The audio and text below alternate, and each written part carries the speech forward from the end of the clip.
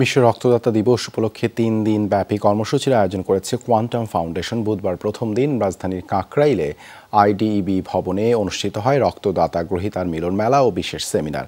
স্বেচ্ছা রক্তদানের গুরুত্ব তুলে ধরেন বক্তারা। বেসরকারি প্রতিষ্ঠানে চাকরিরত ৩০ যুবক এই বয়সেই স্বেচ্ছায় রক্ত দিয়েছেন ৫০-এরও বেশি বার।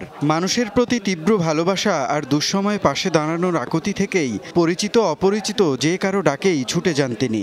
আমি আসলে এক প্রকার না বুঝে দেওয়া শুরু করেছিলাম, পরে টের পেয়েছি আসলে এটা কত বড় কাজ। বিশ্ব রক্তদাতা দিবস উপলক্ষে কোয়ান্টাম ফাউন্ডেশনের আয়োজনে রক্তদাতা ও গ্রহীতার মিলন মেলায় এসেছেন তার মতো আরও অনেকে। কানায় কানায় পূর্ণ হলে আগত মানুষগুলো কেউ কারো আত্মীয় নন, কিন্তু মনে হচ্ছিল রক্তের বন্ধনে তারা সবাই সবার পরম আপন। স্বেচ্ছায় রক্ত দিতে পারাটা তাদের কাছে কেবল কর্তব্যই নয়, গর্বেরও। থ্যালাসেমিয়া পেশেন্ট, রক্তের জন্য সে মারা যাচ্ছে, তা আমি থ্যালাসেমিয়া সম্পর্কে আমি জানতাম না।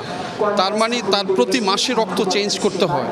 তো এই ব্যাপারটা আমাকে সবচেয়ে বেশি আনিয়েছে আর কি, যে আসলে এটা দিতেই হবে।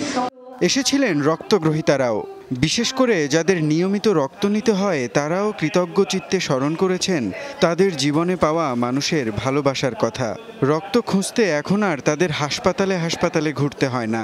রক্ত নেওয়ার আগে রক্ত জোগাড় হবে কিনা সেই দুশ্চিন্তাও দূর হয়েছে কোয়ান্টামের কল্যাণে।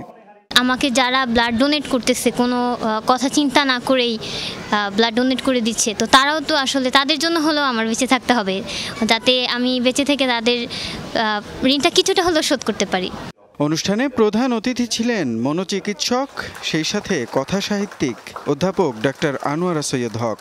অতিথিদের সবাই স্বেচ্ছা রক্তদানে আরও উদ্বুদ্ধ করেন সবাইকে। হেপাটাইটিস বি ও সি প্রতিরোধে নিরাপদ রক্ত সঞ্চালনের গুরুত্ব ও করণীয় নিয়েও হয় আলোচনা।